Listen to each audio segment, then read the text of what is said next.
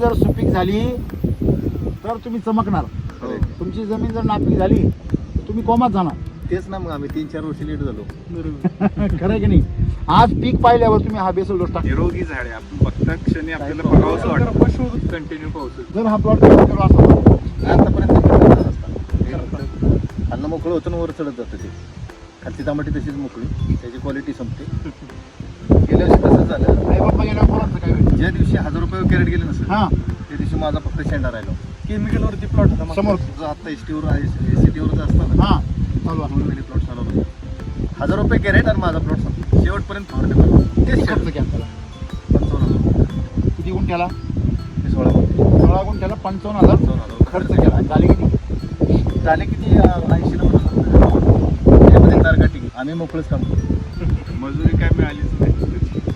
आणि इतकं भयानक रस्ता आहे ना, एवढी ट्रॉली खाली झाली. तुम्ही पाहिलं तुमच्या मातीमध्ये आता ट्रॅक्टर जर चाललेला आहे, तुमचे गुडघ्यावर ट्रॅक्टर चाकं कुठे गेले? खाली इंजिनचे.